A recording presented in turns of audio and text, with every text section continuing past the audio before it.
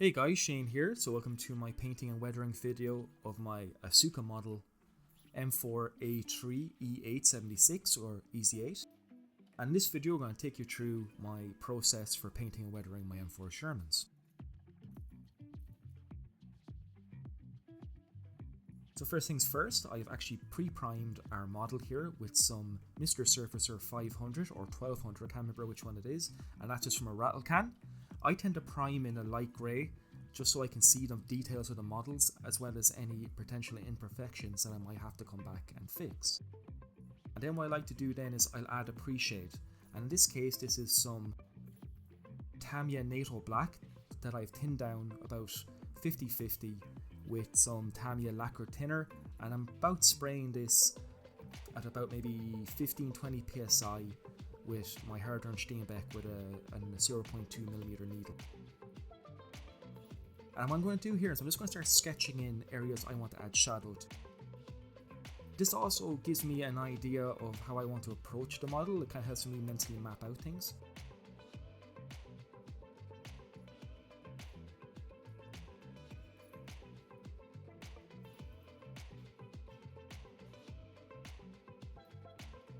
And then for the actual olive drab, I'm going to be using Vallejo paints for this, and I'm going to be using some of their US Army Air Force or US Air Force olive drab, and this is going to be my base color, and this is a pretty light olive drab. And then for the highlighting colors, I'm just going to take some of their yellow ochre, and I'm just going to add a drop or two at first. Sometimes it might be better just to apply an opening layer of olive drab on its own, but in this case I just added couple of drops of yellow ochre. Just placed a few drops of flow aid or flow improver. Now this goes down quite heavy to the point where I actually had to change my needle to a 0.4. So I'm using about 20-25 psi because it does like to be a little bit high.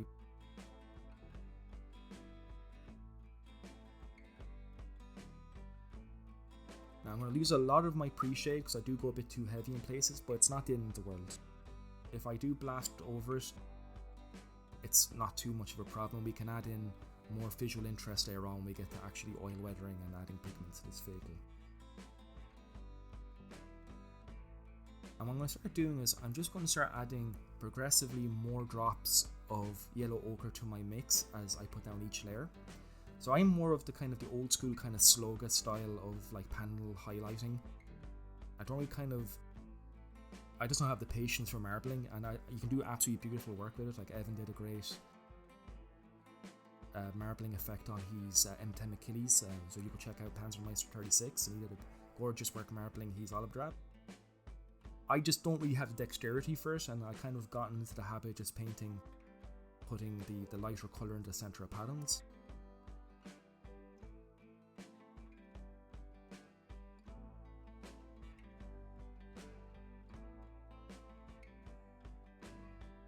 So I'm just kind of tracing around the leading edges. I'm trying to frame details. I'm just trying to give a fewer sense of the different angles at play here on this Sherman. And again, I just keep adding more and more drops, and the colours getting gradually lighter and lighter. And I do allow each coat to kind of dry, to at least dry to the touch before I apply another layer. And each time I get lighter, I become more disciplined in where I'm adding this colour. So as I'm getting brighter and brighter, I'm being way more careful to where I apply it.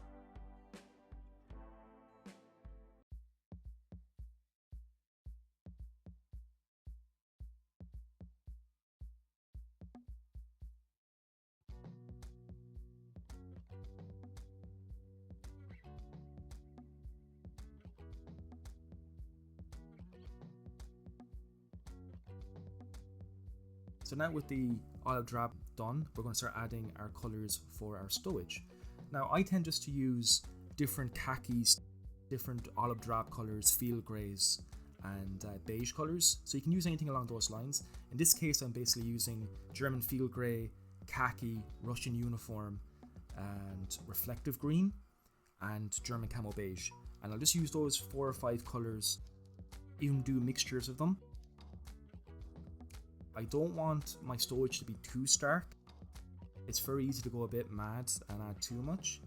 So I just kind of pick these various different colors, and I try to that if I do one thing, say in this case in khaki, I'll have the piece beside it in a different color just to add visual interest.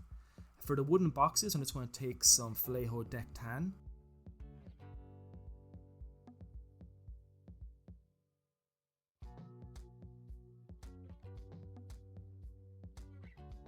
So now I take some German grey, and this is the colour we're going to use to paint the rubber on our running gear.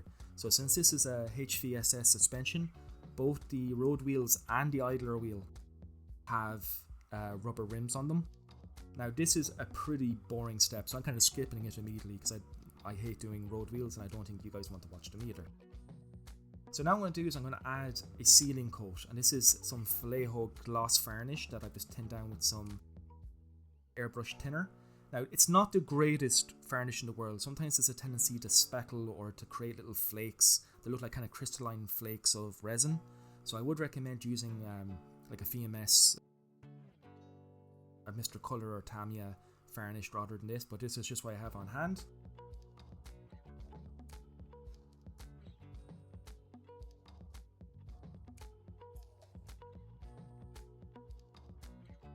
So speaking of decals, I'm just going for very basic markings. This is pretty much a generic vehicle, I'm not basing it on anything particular. So I'm just going to add some Allied stars. ASUKA model decals are fine, they're actually very nice. So they go down very nicely. And how I do my decals is, so I gloss coat for decals. You don't have to do that, that's just a habit I have. I just prefer doing it that way, just kind of, I like to control the variables of what might go wrong, so anything I can do to ensure that it works the way I want it to work, I'll do. On top of our fully dried and fully cured gloss coat, I'm just going to put down a small layer of microsol here, and then I'm going to just place our decal directly on top of it. I know you have microsol in set, I just use microsol for both steps.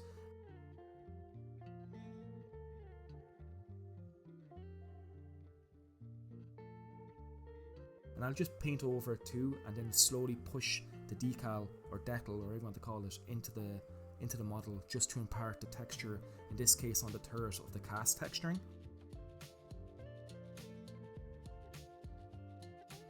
Now we're moving on to the fun part, and the part I love the most, and this is oil weathering. So I'm going to be using 502 Abteilung.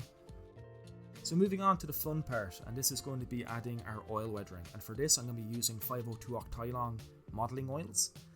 Most of the colours I'm using are from their colour modulation set, so I'm mostly going to be using white, ochre, some of the magenta, and the sap green, or the olive green should I say. However, I will use other colours here and there, and you can use really any colour you want. And this is going to be our pin dot filter. And what I've done is I've just put small blobs of it onto a piece of cardboard here just to soak up the excess oils. It just helps the oil paint dry a little bit quicker. So how I like to do mine is I'll just firstly come in and prepare the surface with a small amount of white spirit here. This is artist grade white spirit. You can use enamel thinners for this too if you wish. And then just taking an old brush, I'll start laying my dots. Again, I prefer to operate in sections, so I'll do a little section at a time and just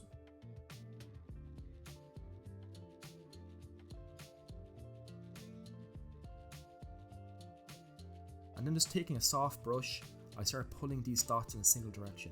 And what this effect is trying to do is trying to create the idea of rain and sun and dust cascading down the side of the hull, as well as imparting an element of visual interest and mild weathering.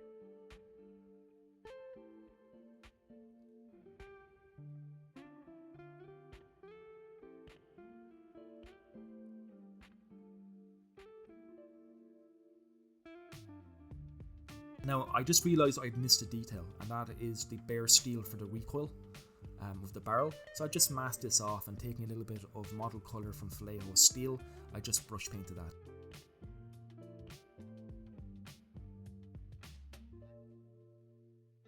So moving on to my favourite step of all, which is adding panel lines and pin filters. And for this, we're going to my personal favourite 502 oil paint of all of them, which is their Shadow Brown.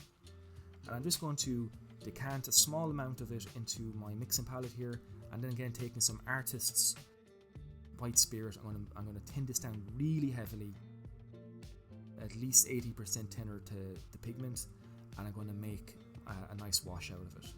And I'm literally going to run this wash along basically every detail that's either got an engraved detail like these support struts here, or a well seam, or a bolt head, anything that has a discernible detail that frames it.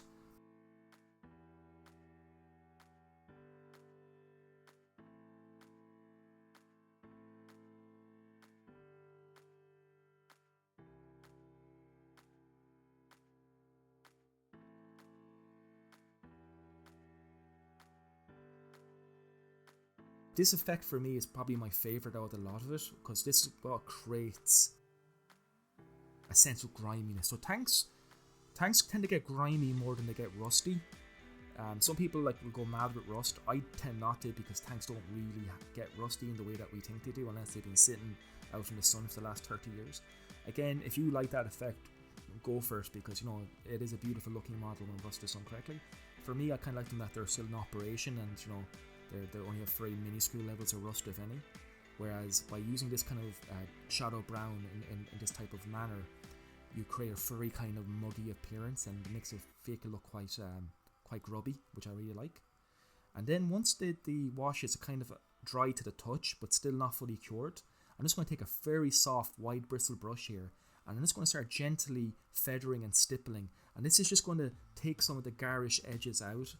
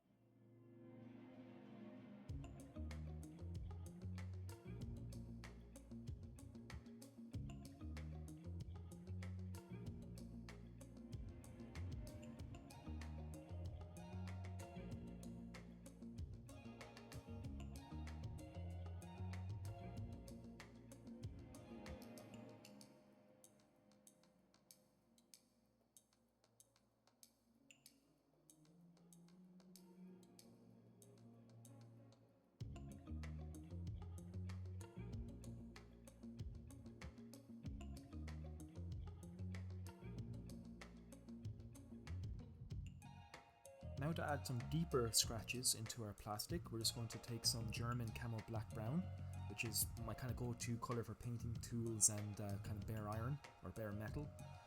And I'm just going to paint this in to some of the edges that we've already kind of painted the lighter green into.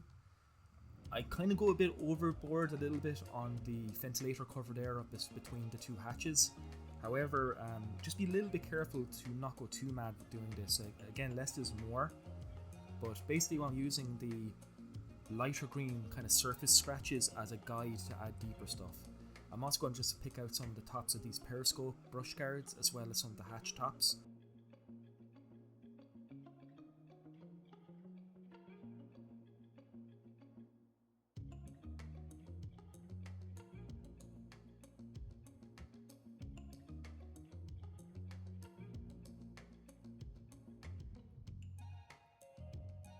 I'm also going to take that colour and paint in the springs on the loader's hatch there as well, so that's just been picked out.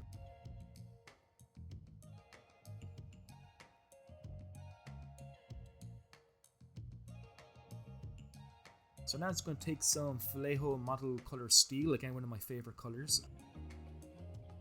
And I'm just going to paint this into the back of the headlights here just for the backing. And I'm just going to take some Vallejo model color neutral grey, which has been heavily thinned down. And I'm just going to kind of stipple this onto the iron parts of the tools.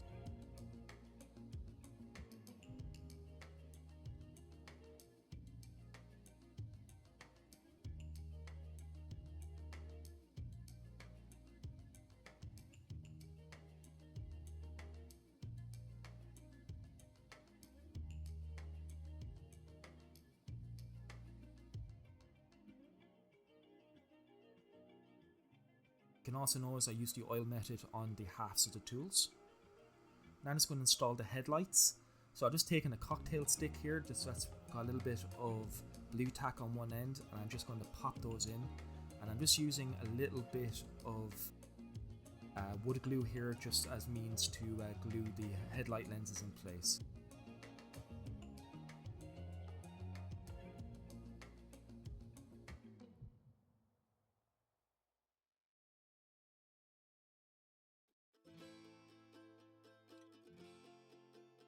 So now just to add the tow cable, and the tow cable was painted just again using German Camo Black brown should I say, and again just stippled with a little bit of neutral grey in places just to add a little bit of interest.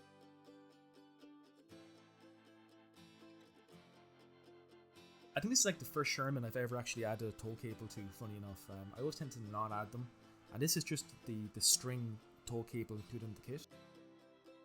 So now we're going to add a layer of dust, and for this we're going to take some Tamiya XF57 buff, again very much out of the Sloga school of weathering, and I'm going to heavily thin this down with about maybe 70% lacquer thinner to paint, and I want this to be really thin. I've turned my PSI down to about 15 PSI, and I'm applying very small amounts of paint.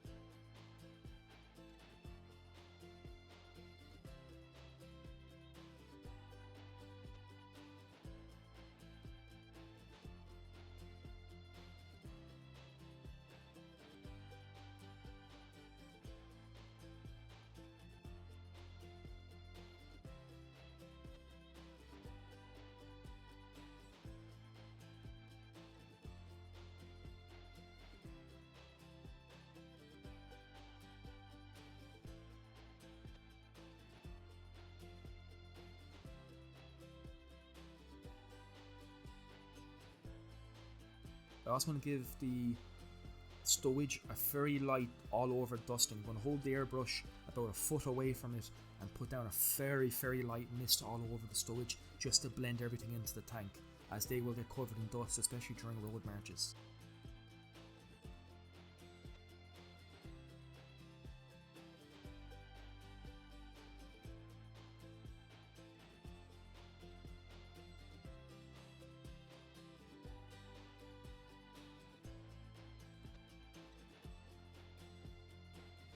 But again, just small amounts of paint through the airbrush.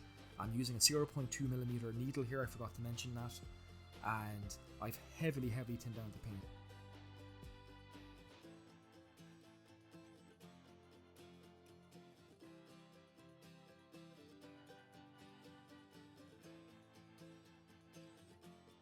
Now we're going to add some mud and earth effects, and for that we're going to be using a mixture of 502 Abteilung's pigments. In this case this is their European land set, as well as some AK enamel dust and dirt effects.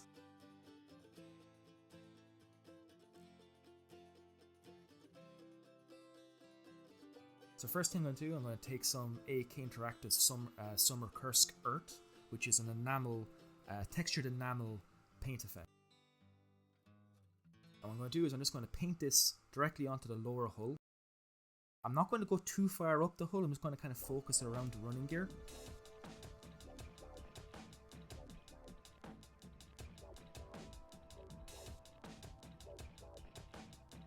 And then just taking a nice soft brush that's been dipped in odorless thinner or white spirit, I'm just going to start pulling this effect up the hull to make it look like mud being splashed up. It looks a bit of a dog's dinner right now, but once we start adding more layers to it, it'll kind of come together.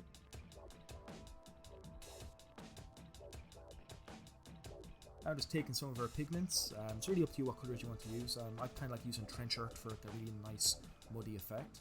And I'm just going to start stippling this onto the still wet enamels here.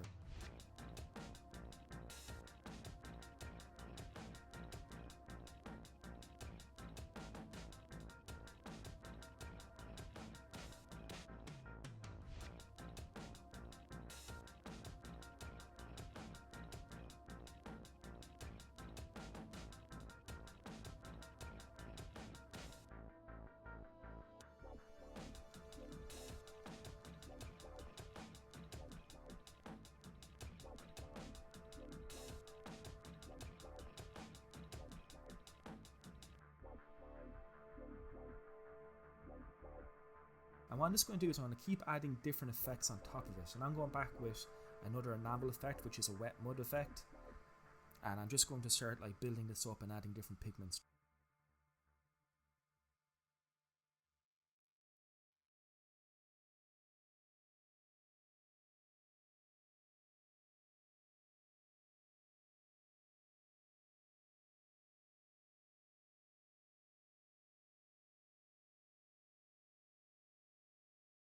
So now I'm just adding some to the top of the running, the hull. It's a bit tricky because I've left a lot of the running gear in place.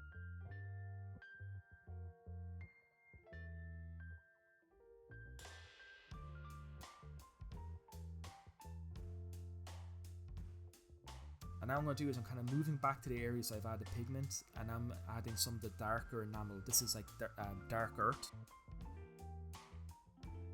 And I'm just going to like put this into certain areas where I want to kind of simulate some of the areas dark and like wet mud or fresh mud has been splashed up onto the fake. Then I'm going to take some thick mud from Vallejo, and this is actually a textured acrylic paste that's got bits of static grass mixed in. And this is, I'm going to apply this to areas where I want like the mud to be its most built up.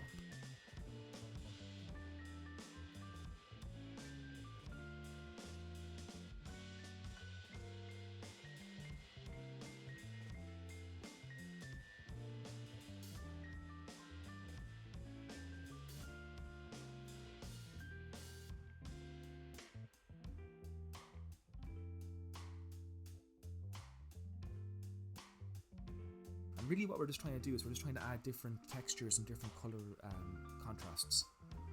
Now I'm just taking a little bit of AK Interactive's engine grease, and this is just going to be added around the fuel caps.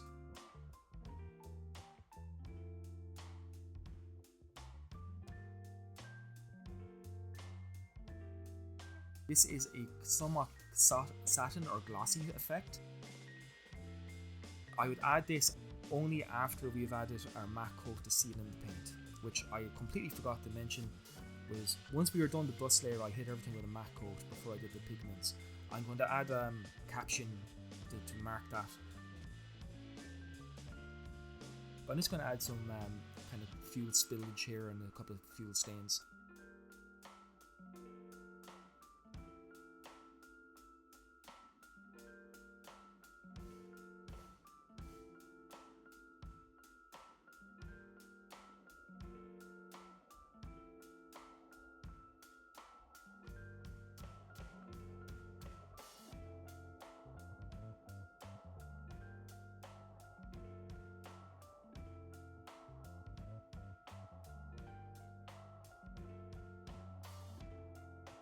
And there you have it. So our Sherman is totally weathered up.